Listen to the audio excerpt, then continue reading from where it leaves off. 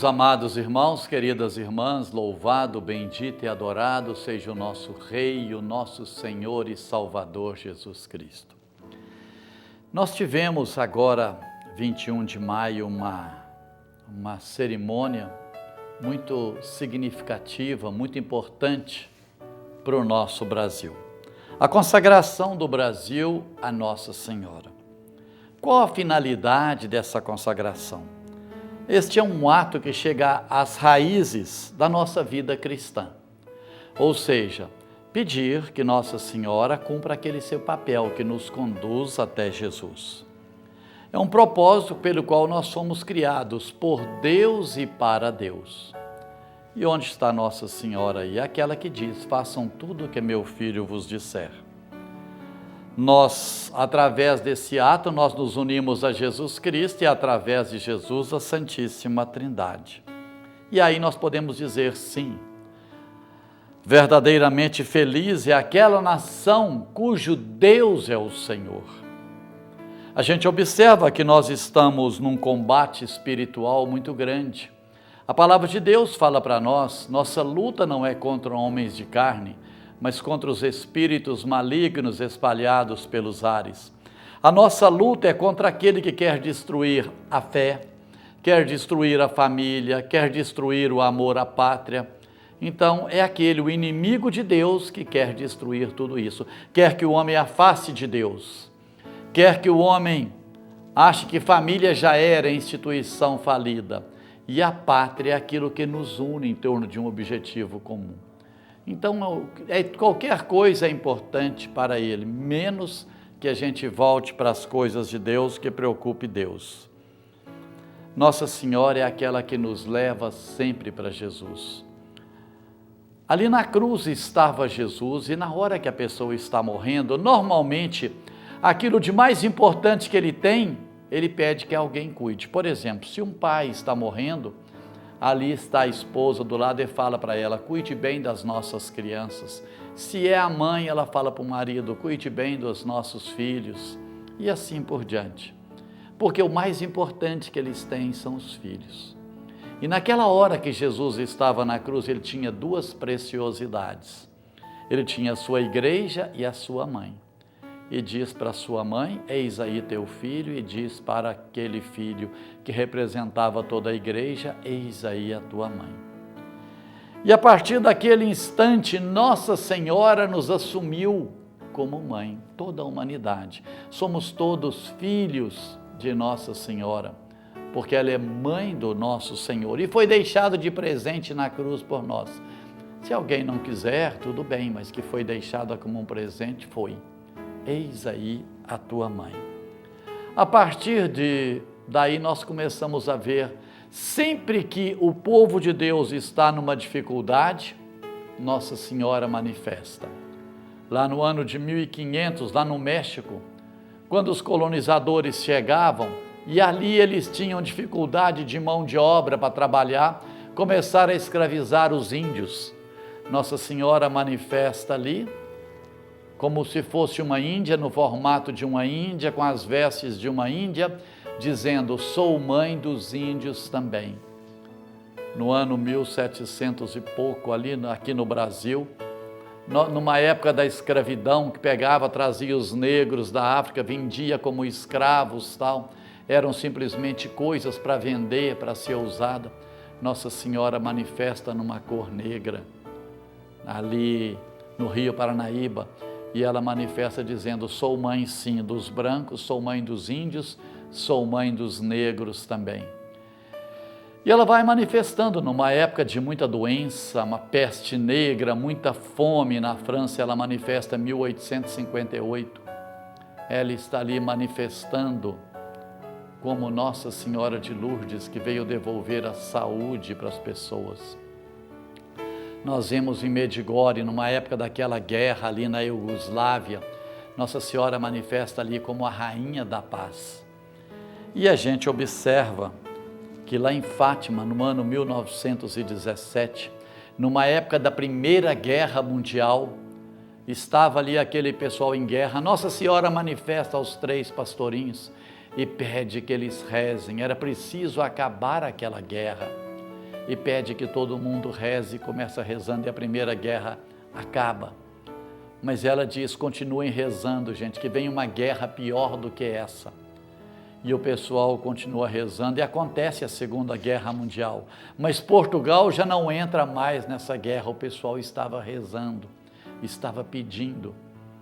E ali depois vem a Rússia e toma conta de toda a Europa, ela engole ali a Iugoslávia, ela engole a Polônia, ela engole a Hungria, ela engole a Áustria e um pedaço da Alemanha, vai engolindo a Europa toda e tudo passa a fazer parte da União Soviética. Era um comunismo terrível, onde as pessoas morriam, aquelas dificuldades.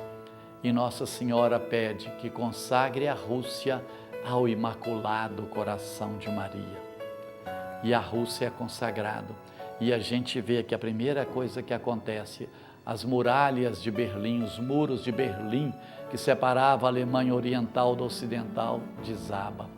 Aquilo, o pessoal desmancha aquilo tudo. E a gente vê que toda aquela força, aquela potência da cortina de ferro da União Soviética vai desmoronando.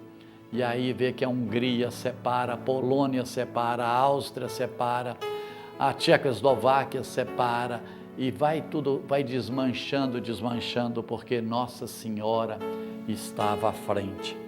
E ali a gente vê que a coisa foi acontecendo. Agora a gente vê tanta coisa terrível no Brasil.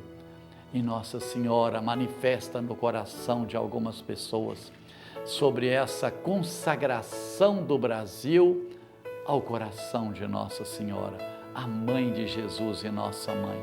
Ela é aquela que combate o comunismo, que combate o sofrimento, aquilo que vai contra o sofrimento, provocando sofrimento no povo. A gente observa que hoje, na China, o governo lá permite uma religião, mas uma religião controlada pelo governo, onde as pessoas não podem falar nada contra o governo, onde as homilias são controladas, são fiscalizadas. Mas é interessante que eles não perceberam que não existe mais comunismo na China. Na verdade, não existe. É o país mais capitalista que tem no mundo hoje. Hoje, a China é mais capitalista que os Estados Unidos. Você chega naquelas indústrias grandes lá na China, por exemplo, lá nos pátios você vê a quantidade de Lamborghini, Ferrari e tal. Eu tive ontem à noite conversando com uma pessoa que mora na China. Ele é um piloto e ele tem casa lá e tem parentes aqui, estava passeando. E ele diz, tem um vizinho dele lá, nós falava sobre isso, como que a China é capitalista hoje.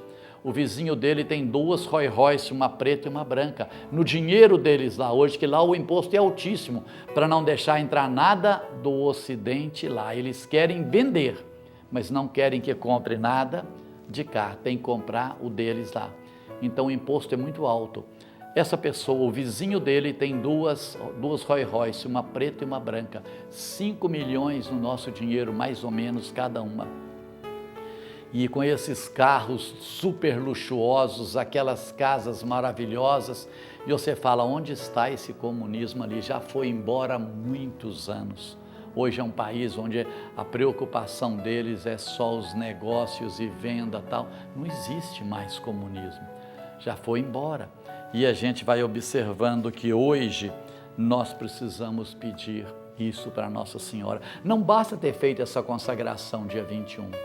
É preciso que o povo continue em oração e pedindo que Nossa Senhora venha nos proteger, venha nos guardar, que não permita que aquilo tudo que estava sendo planejado, tudo aquilo que estava sendo programado de acabar com a nossa fé, de acabar com as nossas famílias, de acabar com a nossa pátria, que isso não possa retornar, que ela nos proteja, que ela nos guarde.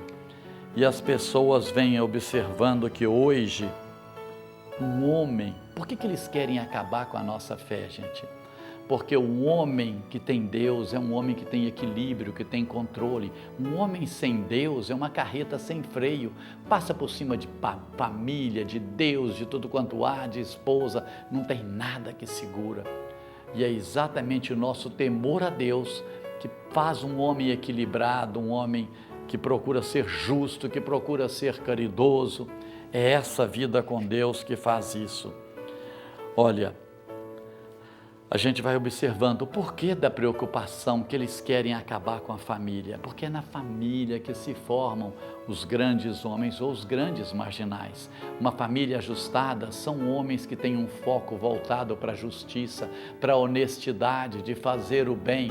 E uma família desajustada, não, é tudo para mim, é para ganhar, e eu quero ser um político, a família inteira vai ficar rica em uma semana e todo mundo fica rico. Ele não tem equilíbrio. E negócio, o foco dele é mais e mais e possuir, e é tudo isso que vai acontecendo. E a pátria, gente? Você vai observando como que tiraram o hino nacional das escolas, como que tiraram as aulas de educação moral e cívica, tudo aquilo que faz criar um amor à pátria foi tirado, deixado de lado. O hino nacional hoje só é cantado em partida de futebol. Não precisa dessa coisa de hino nacional. Claro que precisa, gente. Nós temos que amar muito a nossa pátria, amar muito o nosso país. Nós dependemos disso para ter uma vida ajustada, uma vida equilibrada. E por que Maria é importante nisso tudo? Porque ela está ali sempre dizendo: façam tudo o que meu filho vos disser. Procurem fazer tudo o que Deus quer. A primeira coisa que nós devemos estar focados na vontade de Deus.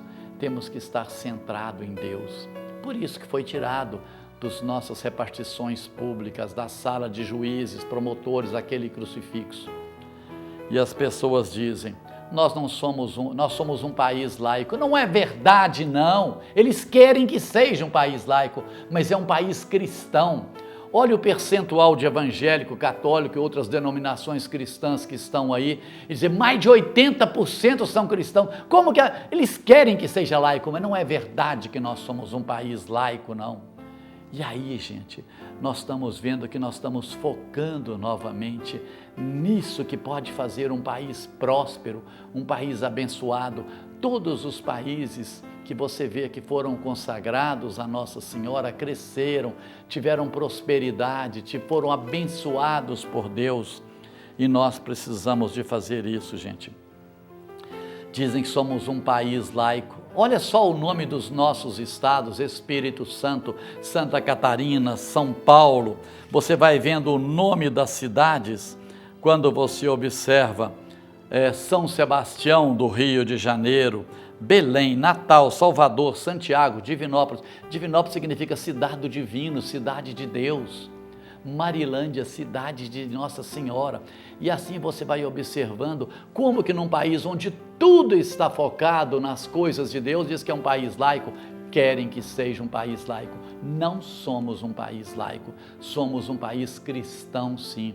Somos um país onde mais de 80% tem esse amor, essa paixão por Jesus Cristo, gente. Olha, na Rússia proibiram aquele pessoal de ter sua fé, sua devoção. Não adiantou. Aquilo estava enraizado dentro deles. Quando o comunismo caiu, aquilo aflorou como nunca.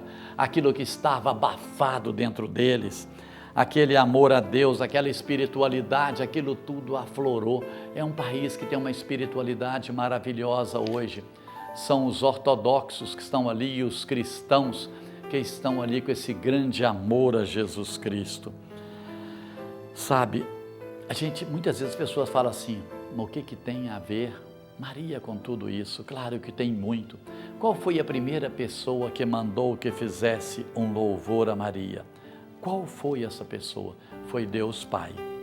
Qual foi aquela pessoa que a segunda pessoa fez um louvor a Maria? O Espírito Santo. Primeiro, você vê lá em Lucas, Deus enviou um anjo do céu, uma vilazinha de Nazaré, a uma virgem desposada com um varão chamado José. O nome da virgem era Maria. O anjo entrando disse: salve viva, ó cheia de graça. Essa saudação foi mandada por Deus Pai. O anjo Gabriel fez a saudação. Isabel, cheia do Espírito Santo, disse: bendita és tu, ó Maria, entre todas as mulheres. Nossa Senhora quer nos levar para Jesus. Nossa Senhora está do nosso lado para que tenhamos um Brasil cristão, onde Jesus Cristo é o Senhor dessa pátria. Sabe então, gente, mas eu quero falar uma coisa, não basta que tenha feito a consagração, vamos nas nossas orações todo dia pedir a Jesus que nos liberte desse grupo de ateístas que querem tirar toda a fé, toda a devoção, todo esse amor que nós temos a Jesus Cristo. Nós queremos que Jesus seja o Senhor, a razão da nossa pátria. Fiquem com Deus. Até nosso próximo programa, se Deus quiser, em nome do Pai, do Filho e do Espírito Santo. Amém. Nunc et in